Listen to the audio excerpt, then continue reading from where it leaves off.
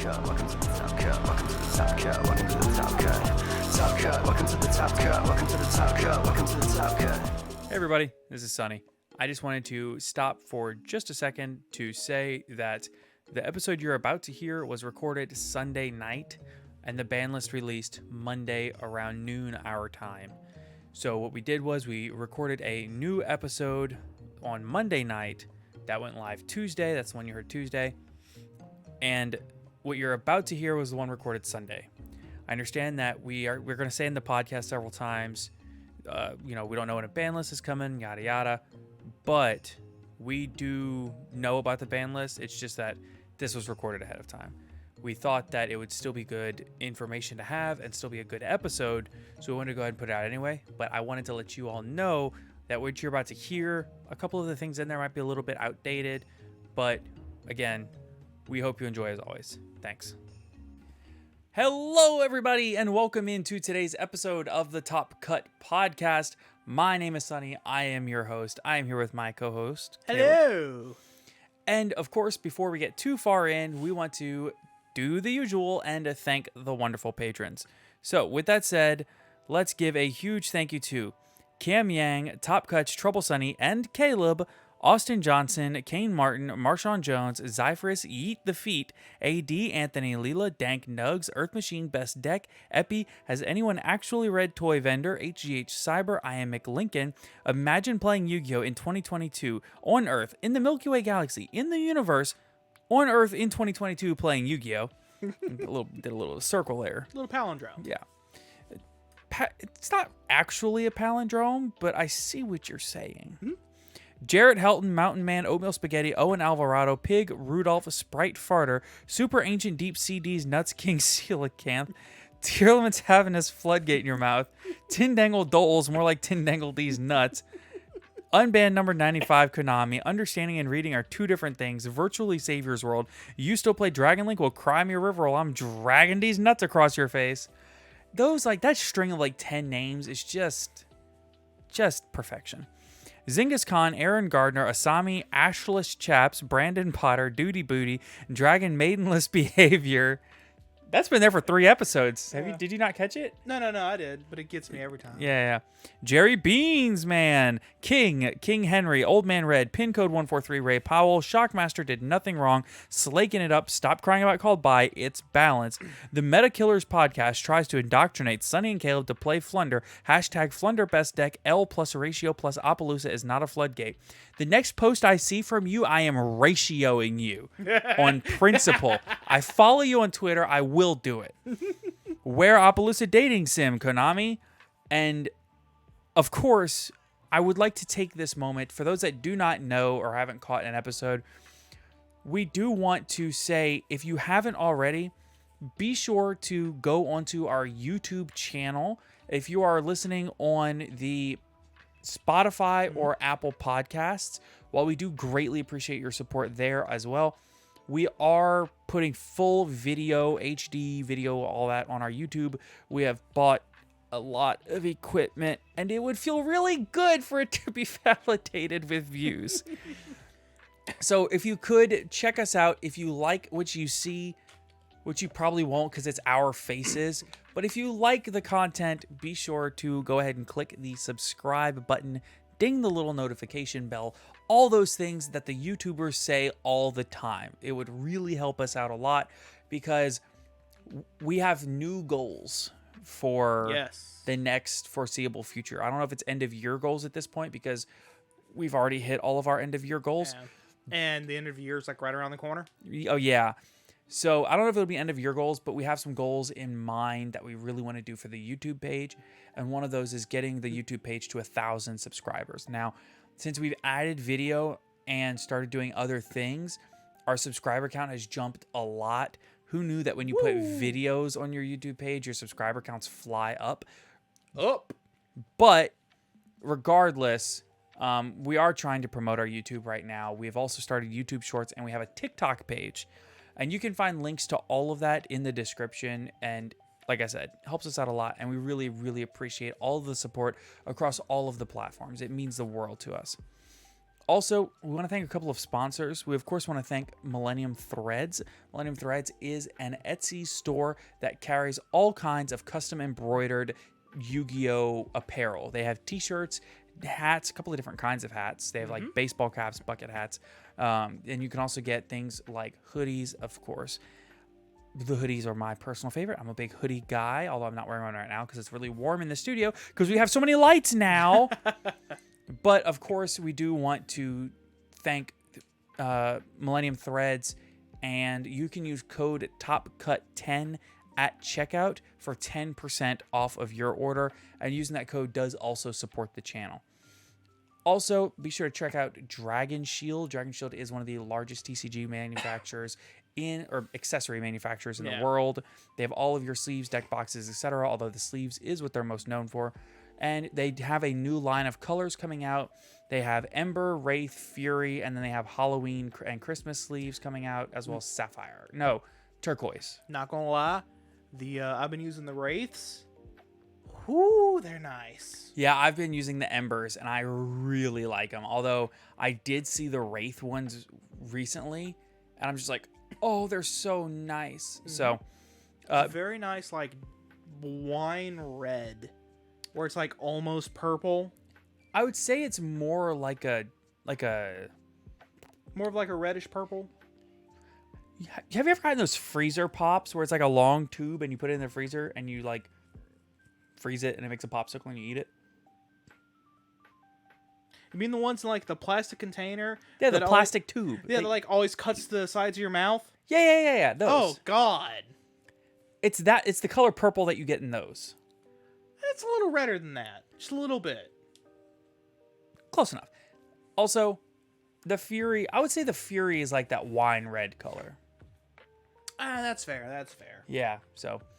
But, of course, be sure to check out Dragon Shield. You can find all their products on their website. We have in the link description down below. If you click the link before you shop, it helps us out. We also have a TCG Player affiliate link for if you want to buy some cards. Click the link before you shop. It helps us out. Okay. With that said, let's go ahead and get on into the meat of today's episode. We're going to go straight on into the good stuff today. Oh, yeah. So, we've been in, or I guess up until recently, we were in a format that felt very the same and very similar to what we had been in for a long time. And I think that it is worth going back and reviewing that format. Maybe not necessarily in a set-by-set manner. We might go through it and progress through the timeline. But I want to look at the format as a whole, see how we felt about it near the beginning versus maybe the middle and then near the end, and see where we were at with the game at the time versus maybe where we are now. So, for those that don't know, for those that are wondering where we're going to define this format, I would define the current format, or the format that we're going to talk about, from November of last year, starting with the release of Burst of Destiny, up until August of this year with the release of Power of the Elements. So, Burst of Destiny is a good starting point, because if you look at the format up into Burst of Destiny, then a lot of what you see is Tri-Brigade, Drytron, Virtual World, Eldritch, things like that. Whereas the second that Burst of Destiny released, most of those decks dropped from tier 1 or 1.5 straight on down into Rogue. Whereas what came out in Burst of Destiny really changed the format a ton. So your best decks after Burst of Destiny were Sword Soul, and at that time, Flunder was a good deck, but not a top tier deck. Which it's always been like solidly tier 2 since release. And it's never been like top of tier 1, but it's never been Rogue. And then the other deck at that time was actually, I take that back. The other deck was still Tri-Brigade, but you had just gotten the release of Synchro Storm also. Yeah. So Tri Brigade was Bird Up at that time. Yeah. So your best decks are Bird Up and Sword Soul, and maybe there might be another deck in there that I'm forgetting about. Prank Kids is probably a good-ish deck at the time, not great. But that's your format for a lot of November and a lot of December. As Sword Soul pilots kind of try to figure out the deck list and figure out how the deck works, you have Tri Brigade and Lyreless Tri Brigade specifically really dominating a lot of the top meta play. And before we go any further, I do want to stop just a moment. I want to thank one of our Discord server members for suggesting this topic for this episode. So I want to thank JPalco95 because this suggestion came in like 2 or 3 months ago. And it was at a moment in time where we didn't really have a good grasp on how the format was going to come to a close. And I think now we have that better. Yeah. Now that the format should be coming to a close relatively soon? Question mark? No, the format came to a close a month ago, a month and a half ago. Because the format came to a close with Power of the Elements release. Fair enough. I'm used to formats coming and going with ban lists. Right. And this one is so different because of that. Yeah. That's one of the things that makes that particular era, that like 9-ish month stretch, so unique. And is that it wasn't a nuclear ban list that really changed the format. Yeah, it was just the new stuff that got released. Right. So when you really take the time to sit back and think about it, it's really unique in that it's not ban list to ban list, it's set release to set release. And then the ban list would come in and kind of rein in some of the more crazier stuff. Exactly. But not like straight up make a deck unplayable. I say that, but We'll get there. yeah. So this beginning of the timeline, like I said, is the release of Burst of Destiny, and Sword Soul is immediately tier 1, as well as Bird Up, which was Lyreless Tri Brigade. And like I said, I feel like there's another deck that I'm forgetting about, but I can't put my finger on it. Same here. So when you look at these decks, and any deck that could put 4 monsters on board in one turn. Yeah. Because as it turns out, DPE also released in that set, and Fusion Destiny was already legal, Artifact Scythe was already legal, and Verte Anaconda was legal. Yeah. So when you put all those recipes together, you also have Phantom Knights. That was the other good deck. I was even playing Phantom Knights. You would play it a little bit later, but yeah. Yeah, because during that time I was actually on Bird Up. Right. So But that was like super early Bird Up, and I offloaded the deck right before it got hit. So Bird Up was actually a really short-lived deck. And what's interesting is we don't have a good set time for when Sword Soul necessarily became the best deck in this format. And I don't know that Sword Soul even was the best deck. Bird Up probably was the best deck, but at the time Sword Soul was making Arch Nemesis Protos.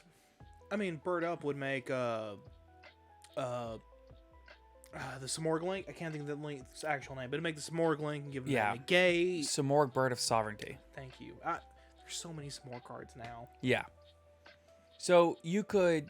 The crazy thing about this format at this time is that you have November and December of last year, people hated the game because it wasn't just one crazy deck. It felt like it was 3 crazy decks, and they all locked you out of the game completely. In one way or another. So Sword Soul would end on Chi-Xiao, Baron, and Arch Nemesis Proto. Call whatever attribute you want, usually dark. Yeah. So you've got a blanket, just you can't do this. So, but you have a floodgate, a negate, and a monster negate on field, basically an imperm. Yeah. Plus you could also search Blackout if you had the extension. But there was so much discourse on what the best version of Sword Soul was. At first, people weren't even maining Protoss; they're siding it. Yeah, yeah. And then Protoss eventually moves into the main deck. And it's weird because people were calling for a ban list, but the format wasn't really ready for it yet. And people were still figuring stuff out. Right. And so the previous ban list had come October 1st, and we didn't see another ban list until the middle to end of January. So I believe January 22nd is when the ban list took effect.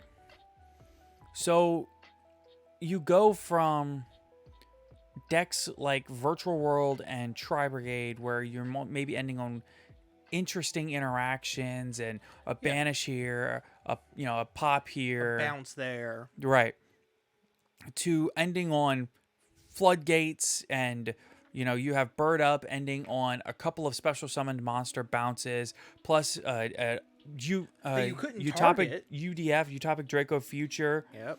negate, plus The Apex Avian negate. you could do Apex Avian, or you could do just Barrier Statue negate. Oh, and also that deck was running Harpy's Feather Storm. Yeah. Like I said, you also couldn't target the Ensemble Blue Robin because they would make it in a zone, so it's being pointed at by the Simorg Link, which would protect for being targeted. Right, and you also had the same issue with the Barrier Statue. Because they'd summon in the other zone. Yes. So you have these crazy decks that are out of this world power ceiling, and it pretty much stays like this until January. In January, we get the ban list. You have Recital Starling Limited, Simorg Link banned, which in and of itself just murders Bird Up. Oh yeah, no, because they lose their only way to put out Apex Avian and the Barrier Statue. And the Simorg Bird of Sovereignty resulted in a lot of generic, like, your opponent's end phase, if it's still in the field, you bring out like a Cobalt Sparrow, Yeah, to get a free search or a draw. Or if you were insane, you'd also bring out the Mist Valley Thunderbird if your Apex Avian was still on board. And it represents infinite negates. Literally infinite negates. Right. It was wild. Ridiculous. So, and then for the Sword Soul strategy, you have Arch Nemesis Protoss ban, which felt like kind of an early hit, but at the same time, like, it felt like it happened really suddenly that they're already touching the Sword Soul deck.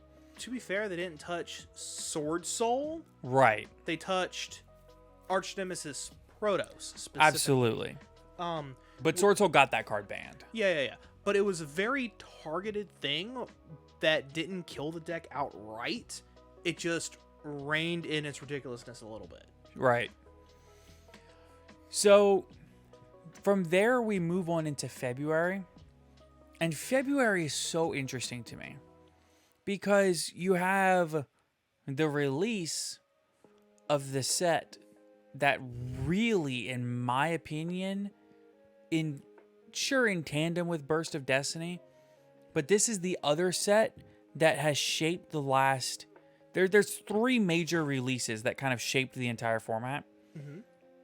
It was Burst of Destiny started the format. You have a big bump in power 3 months in with the release of the Grand Creators. So Grand Creators releases the Adventure Engine. Not even people don't even call it the Adventure Archetype. The Adventure Engine. You also have the release of the Punk Engine and Exosister, which at the time was garbage. Yeah, hot garbage. Everybody just kind of went, it's a thing. Right. Eventually, it might become something. Yeah, it's got the building blocks for something. They just spoiler alert. It has become something as of now. It won the most recent YCS. Yeah. So you have, at this point, the Adventure Engine becomes an integral key part of the Phantom Knight deck. I was about to say just about every deck. Well, yeah. So it was really integral in Phantom Knights, in the Prank Kids. Prank Kids. That's the one I'm thinking of. Prank Kids, and a couple other decks here and there. There was a Eldritch Adventure deck that was really good. Just about any deck that could just not care about its normal summons effect going off Right. could just tech in an adventure engine. And Yes. be perfectly fine with it. So you have everybody thought on the release of the Adventure Engine that you were just gonna have the Phantom Knights being the best deck because the end board represents Scythe Lock, a DPE pop, and potentially A Griffin Negate. a Griffin Negate, and potentially whatever else the Phantom Knight engine can put out on its own. Oh yeah, a couple of 1 to 2 Fog Blades. Potentially even as going up as far as Appaloosa. Yeah, with Rusty Bardiche sitting behind the Appaloosa on top of that. Yeah, whatever the craziest end board you can think of was, it was doing it. But what was really interesting is, as the format progressed, you saw not Phantom Knights become the best deck, but Prank Kids. And there was also one really cool, unique deck that kind of came out of nowhere, which was the Eldritch Cybers deck. Cybers Eldritch, yep. That deck was actually really cool because you're using Cybers Eldritch, and what it would do is it would use the Cybers engine to, and this was a whole debate in our friend group when this came out, was whether or not this deck was good, right? Because it doesn't feel like the Cybers engine and the Eldritch engine kind of mesh. Yeah. But the Cybers engine represented a very easy one summon line to Scythe Lock. And it also represents you can go into Scythe Lock, which means you have DPE and you've used Dagda to set Artifact Scythe in your back row. And then once you Scythe Lock your opponent, you still have the ability to link climb, but you also have the ability to play the Eldritch engine and slowly resource your opponent out of the game. So in that circumstance, if let's say your Cybers engine gets shut down, well, then you set 3 back row and pass, right? So now you still have the recurability of the Eldritch engine, and you have the ability To just kind of go into an access code for game. right. Out of nowhere. Absolutely. And you also have DPE and Destroyer Phoenix Enforcer's ability to constantly recur itself from the graveyard and slowly generate advantage over time really plays into the Eldritch engine very, very well. So you have the ability to play the slow long game in which you win in a resource battle with Eldritch and DPE. Or you can play fast and loose and Scythe Lock your opponent and then access code OTK them the next turn. Or you just have a myriad of different ways you can play the game. Something else you could also do is when you reactivate your DP to pop something on your opponent's field, you could pop your own Eldritch traps.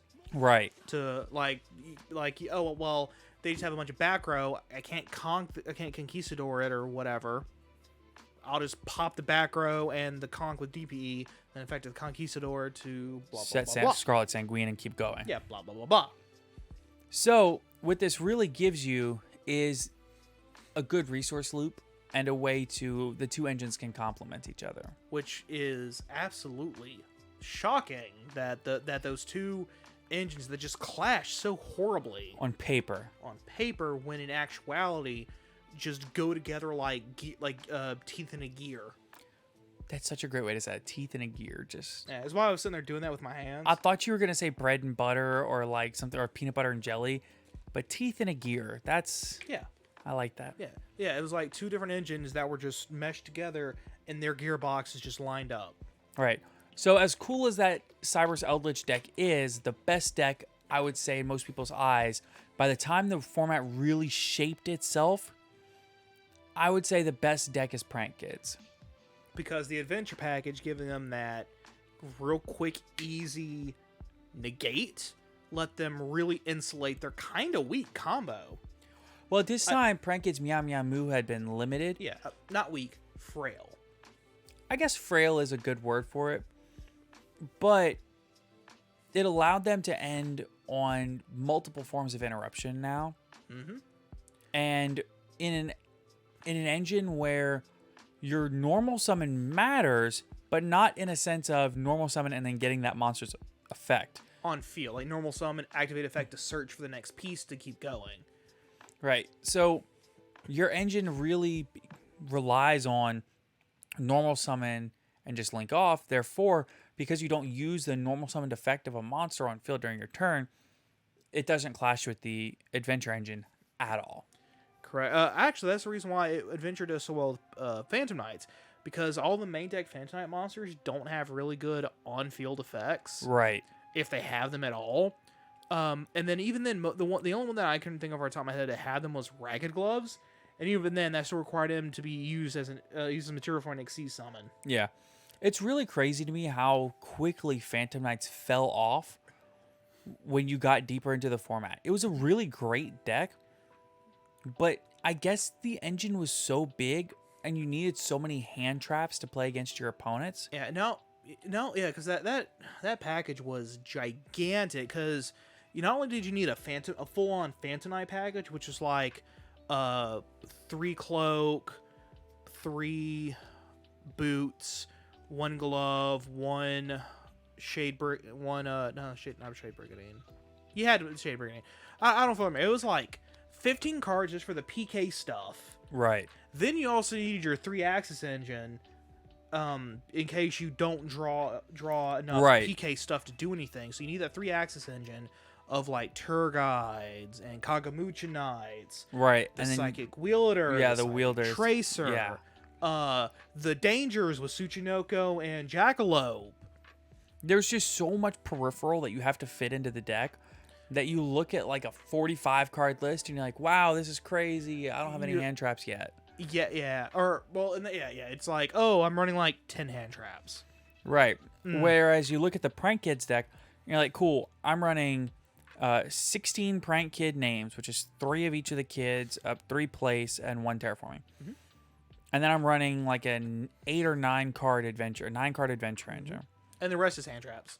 And then like 15 are hand traps. Yep. And also, I'm running and I'm at 39.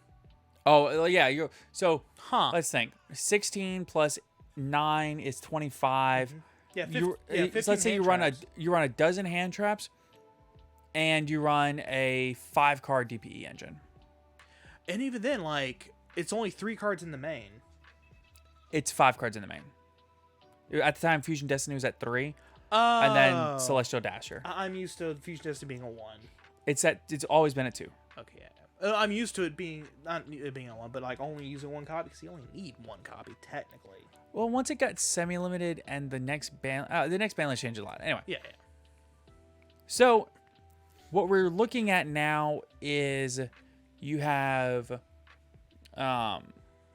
Prank Kids, you have Sword Soul is still competitive, but everything else was so over the top at this point, and people are still figuring out Sword Soul again, which now Sword Soul has kind of moved into more of it was a Halki Fibrax engine, and it was also running Mecha Phantom Beast Auroradon, Oh my god. and The Deskbot. Despot 001. It was a crazy build. The idea of being able to go into Hulk and then Auroradon and never use your normal summon. Oh yeah, and then, oh no, you stop that. Shrug, 10 knee plays. Yeah, normal summon Moyi. Hold on. Not normal summon yet. Oh no, they stopped that. Normal summon Moyi. Yeah, 2 Tenyis in hand represented a board of like 3 or 4 monsters of like negates and floodgates. And it's like, Yeah. oh, and you're also running Herald of the Arclight too. Yeah. Because at one point you can just have an Adhara on board and synchro with one of the Mecha Phantom Beast tokens to make Herald of the Arclight. Or use Despot 01 with one of your tokens. Right. If you like somehow revived it again. Yeah, so you could actually use you could have an Adhara on board, so you can use Hulk, bring out Deskbot, make Mecha Phantom Beast Auroradon, and if you still have an Adhara on board when you make Auroradon and the 3 tokens, and Yep. bring Deskbot back, that's 5 on board. Then you can make Yazi, and then use Yazi to pop himself and Auroradon, summon out a worm like Moyi, And then later on in your combo, you still have the Deskbot and the token on field. Yeah, and then go into Herald. Herald of the Arclight. In It was addition, an insane deck. oh yeah, and then if your opponent out of the Herald, you could just kind of be funny and search Saravius. I guess you could. Theoretically, if you wanted to. I don't think anybody ever did, but you could. Yeah, it was still a thing you could do was search a hand trap. Yeah. Not a great hand trap, but a hand trap nonetheless. So think about the consistency of some other decks when you're think about the consistency of Prank Kids and Cyrus Eldritch and Pure Trap Eldritch was a deck that some people ran. It was piloted to second place at YCS Charlotte, Oh yeah, the which only was the first YCS back from COVID. the only monsters that actually ran were what, 2 Golden Lords? Some of them only ran 2 Golden Lord, yeah. Yeah. And then some of them ran like 2 Golden Lords and Like 1 or 2 Ecclesia. yeah, and then there was one madman I saw who was running Inspector Border. Right, yeah. On top of that, I'm like, oh Some of them sided Inspector Border too. yeah, it's a good side deck card. So this is the format around April. And then as you get into May, we got a new ban list in May. So the May ban list, which is still the current ban list as of this recording. Mm-hmm. The May ban list did a lot to shake up the format. It really did. So they banned Prank Kids Meow Meow Moo, which was previously at 1. So that deck is dead. Just immediately. The deck is no more. It literally can't function. And then you also have the the ban of Predaplant Verte Anaconda. Which was being called for by most of the community at this point. Right. And was definitely a hit that people saw coming a mile away. Yeah, it was a hit that needed to happen, but I don't know. It was a cool card. It just enabled the entire DPE engine. Yeah, yeah. And like even before then, it was enabling Dragoon. Yeah. But I mean, Dragoon is nothing compared to DPE. Right. Dragoon wishes it was it could look at the dirt the DPE had walked upon. And the crazy thing is, when you really look at the cards themselves, DPE is like an A tier boss monster, right? Dragoon is an S tier boss monster. But the package surrounding DPE, when you think about Dragoon, you have to play 2 flat out bricks. Yep. But for maybe 1 if you're doing something weird. Right. But for DPE, you aren't playing those flat out bricks. Yeah. You're playing Dasher Celestial, which results in you either summoning 1 off the top of your deck and or drawing 2 cards on your next turn. It's Sometimes you get both. insane. Listen, there was one game where I made DP. They basically out of my board, my DP came back, so all I had on board was a DP. Sure. My top deck was Nibiru. I was just about to say, that happened against me. You did that to me. I've done it several times. Yeah. And then effective Dasher special Nibiru game. Yeah. And your last banned card on this list is Mecha Phantom Beast Auroradon. Which is fine. Yeah. The list did a lot more shaking up, which, well, okay, I say, hold on, whoa, let me back up here. Yeah. We undersold that a lot. Mecha Phantom Beast Auroradon was a huge problem. It generated a bunch of tokens. It made for a ton of easy synchro material, and the Sword Soul deck was insane with, and it's still good without that card.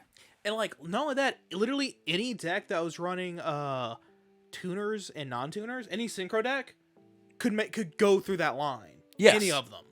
Because all you need is a tuner and a non-tuner, link to into Halka Fibrax, Yes. special summon Despot, boom, there you go. You got it. Yeah. From hand or deck, by the way, so Despot was only like a half brick Right. instead of a full brick. All right.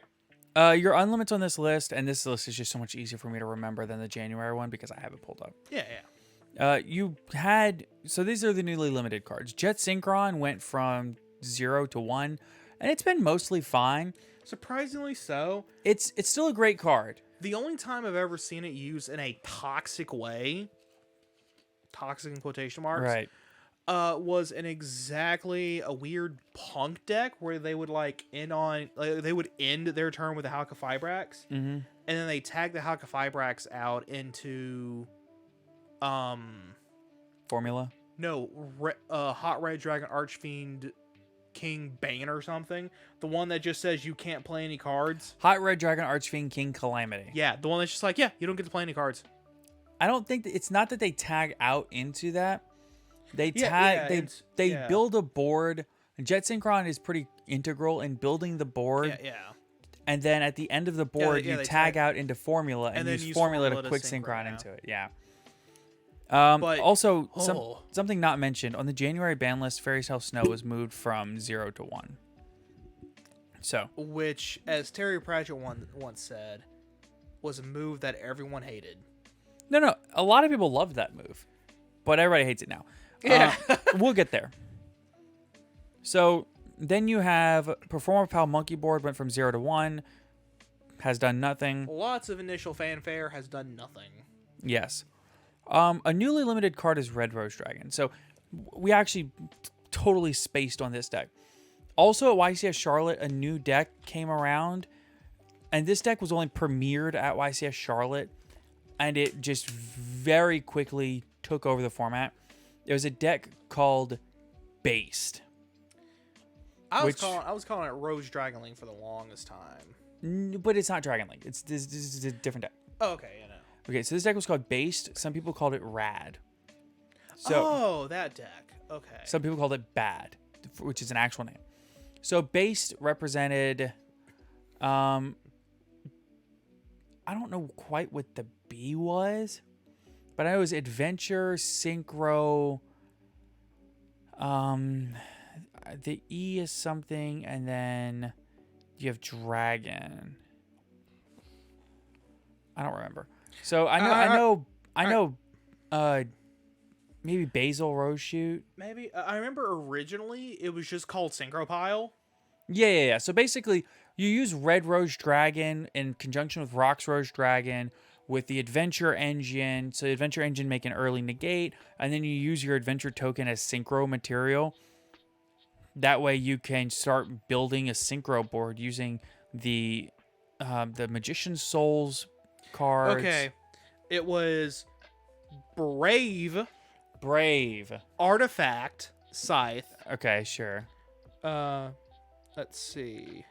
I have to like read through this because they're doing like, oh, it could be this, this is. Then it's like Magician's Souls, DPE, and then the D and the E for whatever. It's not. Okay. It wasn't so very well it's thought out. Brave because it was the Brave package, Adventure package. Here it is: Brave, Artifact, Souls, Enforcer, Dragons. Dragons. Oh, because it's Red Rose, Rox Rose, Dragon. Okay. Yeah. Okay. So you have the Brave package. The A was Artifact because you have Artifact Scythe and you can Scythe lock. Then you have S, which is Souls because you're running Magician's Souls in conjunction with Illusion of Chaos. Very cool. As a draw engine, I actually tried it once in PK. It's really it was really cool. Yeah. It sounds really cool in PK. And then you have the E For Enforcer. Destroyer Phoenix Enforcer used in conjunction with the A Artifact Scythe. And then D for the Rose Dragon stuff. And it sounds crazy and convoluted, but it all meshed really well. Because like so many of those cards are just generic. Yeah, they're just, good. Yeah. It was a lot of like 4 and 5 and 8 card engines that all meshed in together. It was very reminiscent of some of the earliest builds of Dino Rabbit, where it was less of a strategy where this is where we're going, and more of just good stuff deck, just the best stuff that was in the format, just all in one deck because it could mesh together and not step on each other's toes. Right. This is very reminiscent of that. Speaking of toes, yes, there is a reason we're wearing blankets in today's episode. Oh, I'm just doing it because my legs are kind of cold. Because there's like a fan right there that's blowing right against my legs. Okay. Moving right along. Sure. I'm looking at you. You Moving- know who you are. All right. Caleb's like, don't draw attention to my feet. Stop. I know they look like a hobbit. No, you okay? All right, I mean, with this beard, you are short. I mean, with this beard, I'm more like a dwarf. All right. Another card that came back was Yatagarasu, which has done nothing. Yep. Hauki Fibrax is newly limited, as well as Shooting Riser Dragon. So, was any deck even running more than one Hauka Fibrax? Okay, no decks were running more than one Hauk or Shooting Riser. But there was a really, really consistent deck in the OCG That was running multiple copies. that was running multiples. Got it. And when you really think about it, Shooting Riser was a soft once per turn. Right. So Shooting Riser being able to bin Fairy Tale Snow, make itself level 3, and then that access synchro plays. Yeah.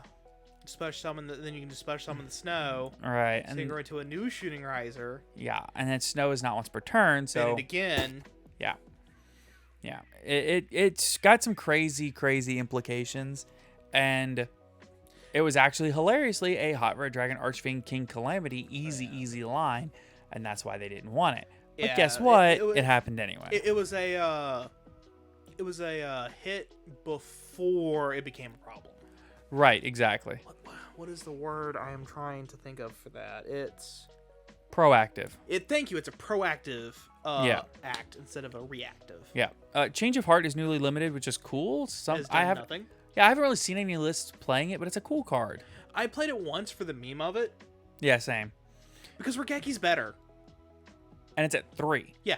That's why it's better, because it's just more consistent. To be fair, there is something to be said about just activating Change of Heart in your opponent's negate board. Yeah. But then why not just activate Regeki?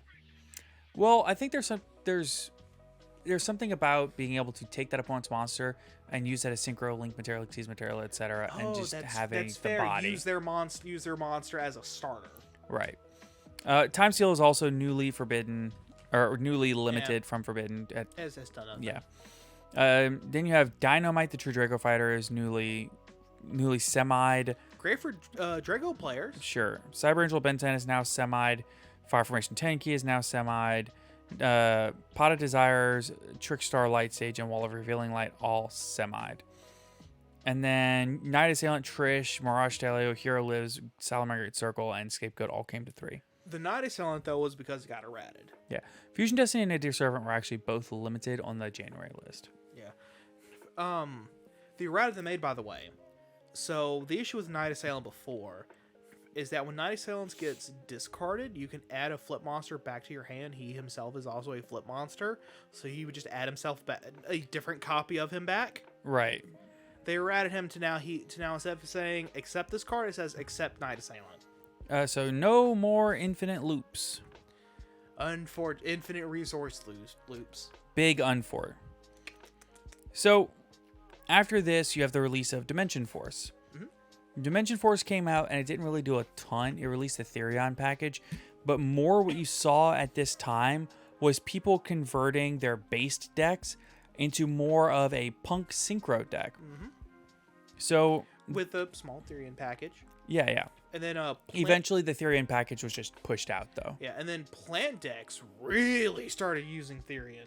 Yeah, so the plant decks evolved using the Sunseed cards, and you'd use the Sunseed, Sun Avalon cards to kind of just link climb using plants. And it's a cool deck, and it ends on a couple of interesting interactions. Yeah, and like one of the things that they would do is that they would summon, because one of the Therions is a plant monster, would summon that, equip Regulus, and then somehow they'd be able to switch them. Right. I don't remember the exact line, but you could either like switch them or the plant itself gained the effects of Regulus. Yeah. So It's just that Regulus had a bigger body. and it was a negate. Yeah. The plant deck was like rogue but good. Very solid. The synchro engine behind the punk cards, I think, is the rise of the punk cards at this time is really what's most interesting about this time. But before we get too far into the rise of the punk cards, we want to take a moment to thank ETB Games. So ETB Games is, of course, where we like to go when we want to shop for all of our stuff. I swear we just had that Edison tournament. Yes. ETB Games is, of course, your one-stop shop for all of your card game needs. They They have everything that you want for all of your singles and sealed product for all of the card games like Digimon, Yu-Gi-Oh, Pokemon, Magic the Gathering, and more. They also have, of course, all of your accessories. So they have all of your sleeves, binders, deck boxes, play mats, and more, as well as figurines, paint for the figurines, different books, and everything that you need to play tabletop games. So if you're interested, be sure to check out ETB Games. The link is in the description down below. Now, the thing about the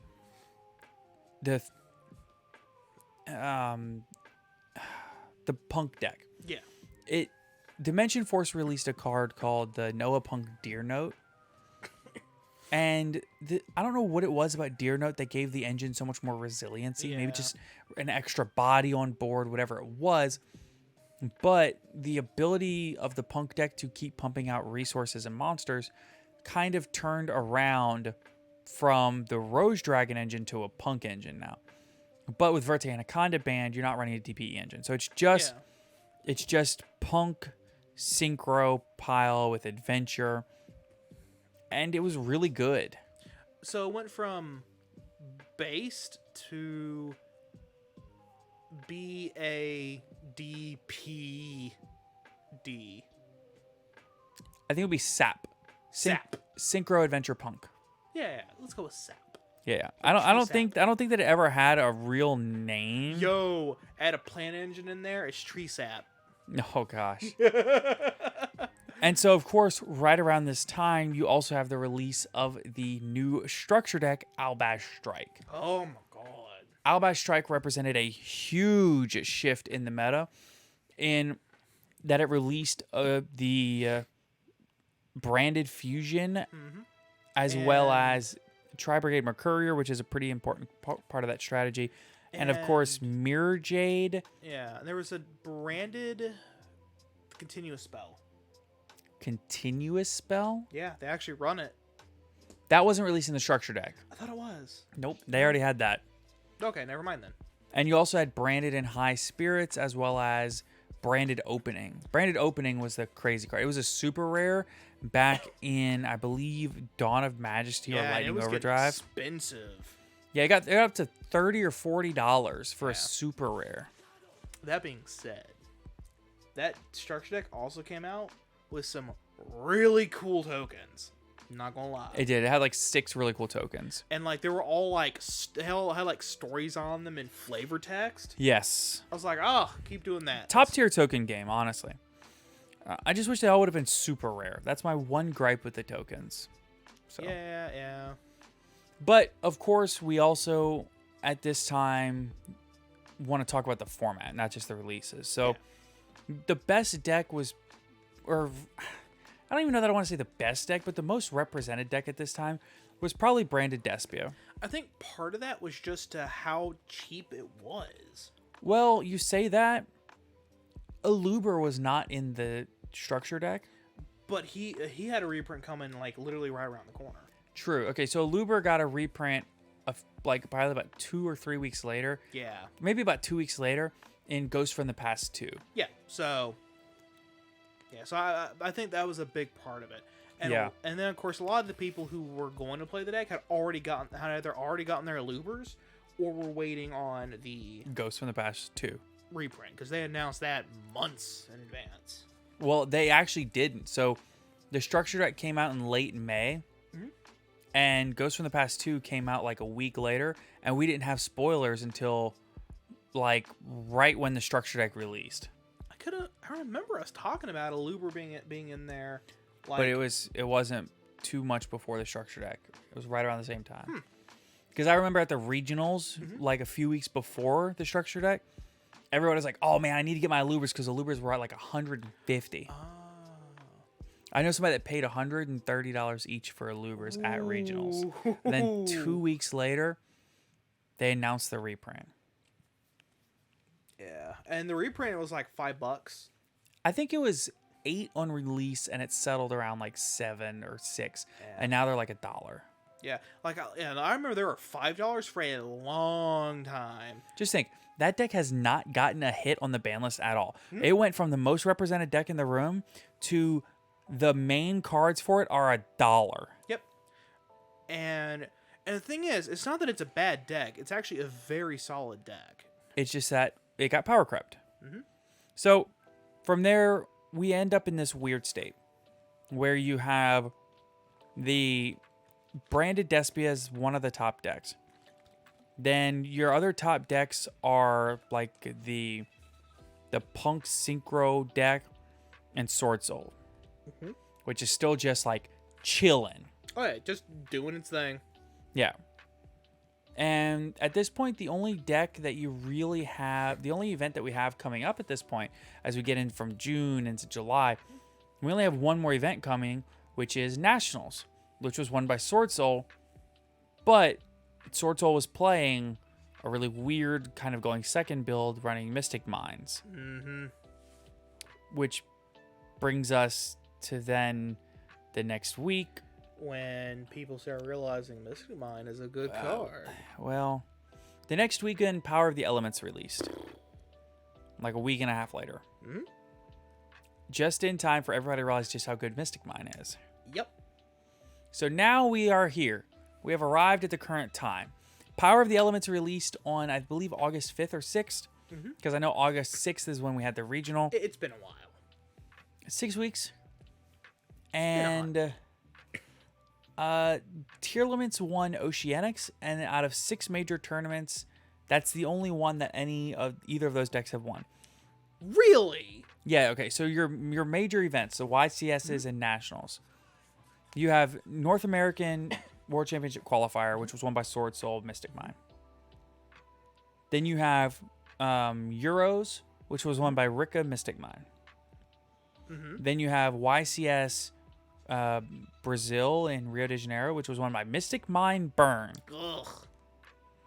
Then you have Oceanics, which was won by Tearlaments, playing 2 Mystic Mine in the main. Of course.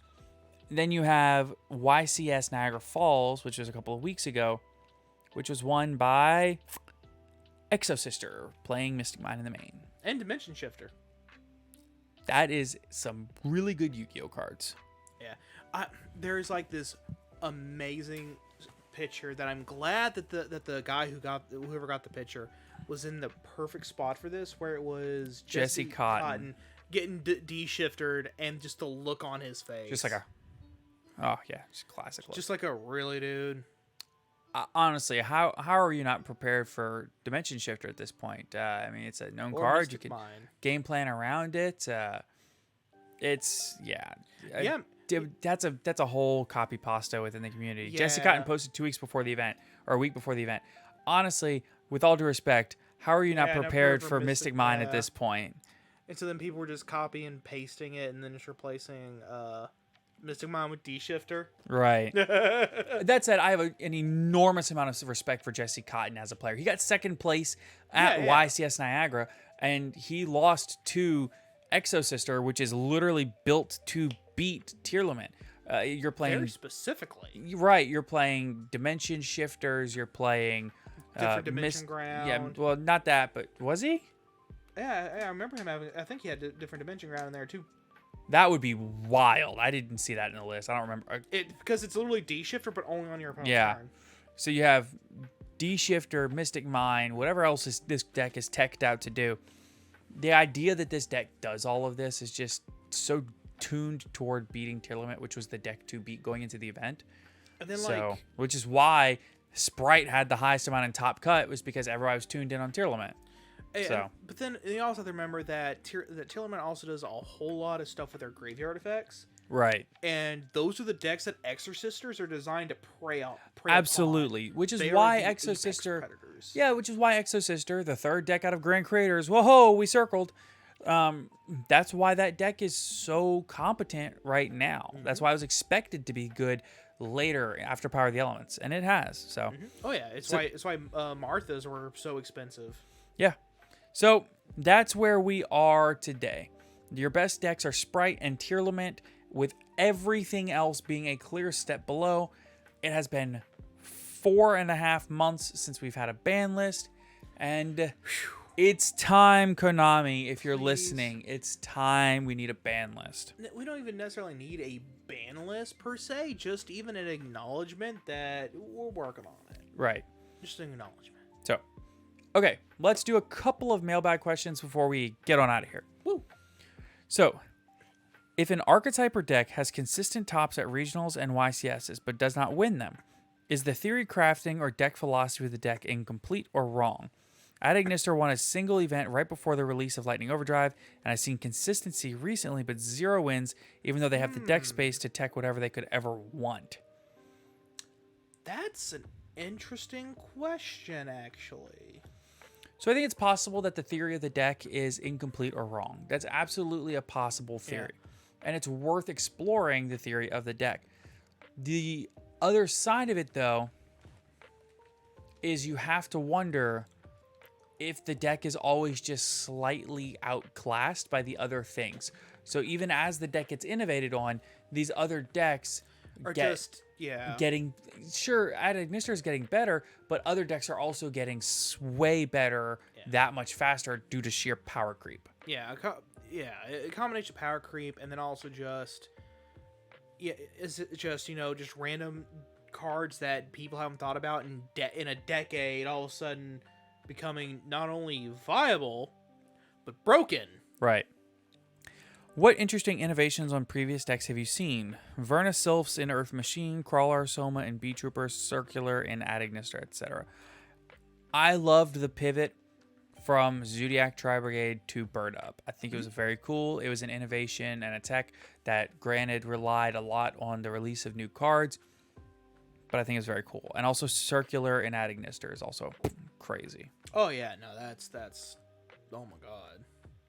I mean, the coolest thing I've seen personally besides that was like the Nimble package that some people were running in some earlier builds of Marincess. Oh, and Sprite too. Yeah, Sprite.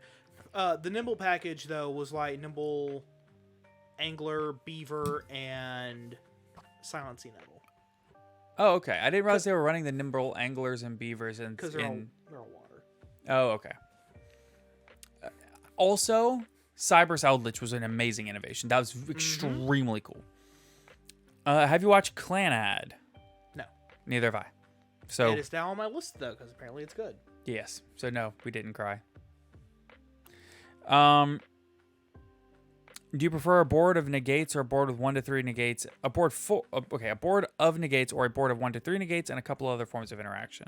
I think I prefer the ones with like 1 or 2 negates and just a bunch of other interactions. That's what I would prefer to make. That is not what I prefer my opponent to make because they are scary. If Appaloosa wasn't a dating sim, would you have to complete 4 tasks before you could ask them out because of the 4 negates? Would you consider them floodgating your dating life at that point? To answer the second half of the question, yes.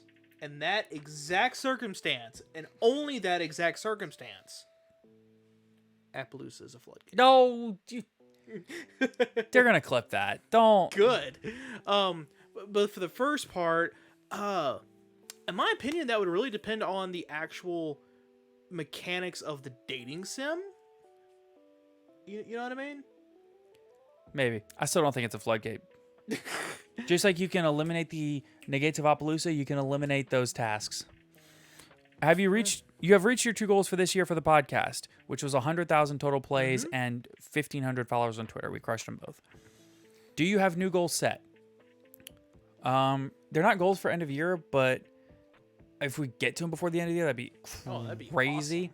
Awesome. 1,000 subscribers on YouTube, 60 patrons, and 4,000 watch hours on YouTube. All right, sure. We are currently at 48 patrons, 47, 46, something like that. We're in the mid-40s. We are currently at 275-ish subscribers on YouTube. We're currently around close to 600 watch hours. Yeah, it is feasible. It's gonna be rough.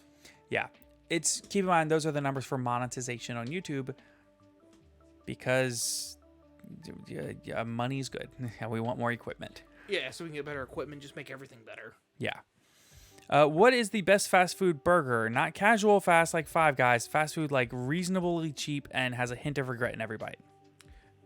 Okay, for those, it really depends on how much of those, what's what I'm looking for? English is not my forte today. That's rough because we talk for. I know. We talk for what we do. So like it really depends on which one you're looking for most out of the columns. So like for cheap, like really high on cheap, really high on regret, McDonald's is pretty solid. That is very high on regret. Yeah. And McDonald's is not that cheap anymore, by the way. Yeah. But Burger King is right up there with them. You're listing all of the worst fast food burgers. Yeah, that's why I said high on cheap, high on regret. But like almost like 80% regret. Okay, there's only 2 good fast food burgers. And you can put me on the record on saying this. There's only 2. Sonic double cheeseburger. Mm-hmm. Wonderful. Whataburger. Anything. But especially the patty melt. Oh my god, that mushroom patty melt they had for a while. Oh, I don't like mushrooms, so I didn't get it. But the Whataburger patty melt is, so much regret. Oh, it's so amazing. Would you rather remote duel? Would you rather like remote duel somebody or duel in a simulator like Dueling Book or Master Duel? I think it depends. For me, it really depends on just whatever I'm in the mood for. I personally lean more toward the physical cards because then I have them. Sure. Because then I have them, I can mess with them, very tactile. But there are definitely some benefits of doing the online simulator because the simulator can also kind of help you like figure. So like for instance, you come into like a weird instance of I don't know how this interaction will work. The simulators don't know how that interaction. Well, not on Dueling Book. Not on unless you're on Dueling Book. You got to figure that out yourself on Dueling Book. Yeah, or call a judge. Yeah. But on like Master Duel and all the rest of them, all the automated ones, it's like, yeah, this is how this will work. Right. You can figure that stuff out.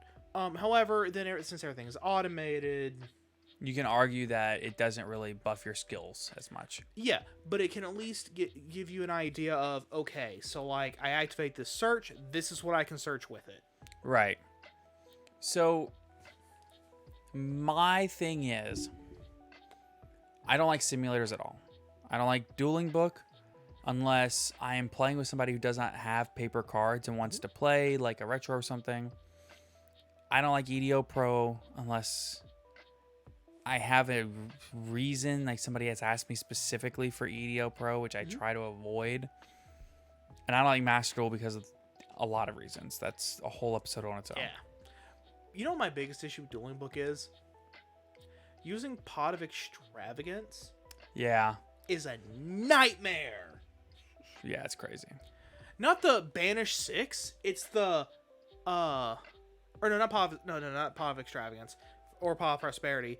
It's using Absolute King Backjack. Yeah. After yeah. using Pot of Extravagance. Yes. Because there's no way to just look at the top 3. Right.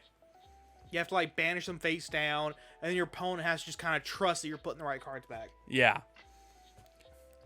I prefer remote dueling for one really good reason.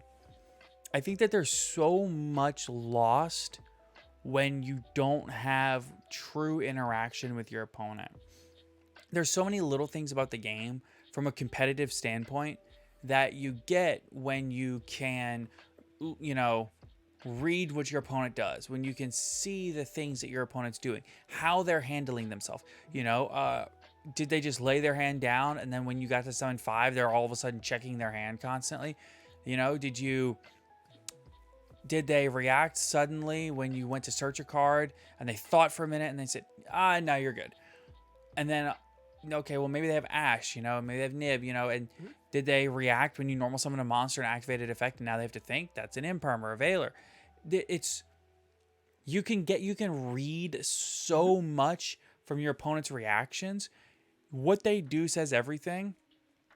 And you don't get that from simulators. So that's why I prefer remote dueling, because I think that the interaction is the most important. It's one of the most important parts of being a successful player is reading your opponents. All right, that is the last question that we have. Of course, before we go, we want to circle back around to the sponsors and the patrons. So again, huge thank you to all of our patrons for supporting the podcast. If you want to do it, it's as little as $1 a month. You can just go ahead and click the link down below. As well as there's links down below for our TCG Player affiliate link, Dragon Shield affiliate link, Millennium Threads, again, discount code TOPCUT10, as well as ETB Games. Their link is down below. We will also put links down below for our TikTok page, and there's one for our YouTube page, so reminders on those. With all of that said, that's going to wrap us up for today's episode. Thank you all so much for watching and listening and supporting. We appreciate it. Have a great week, everybody. Take care, everybody.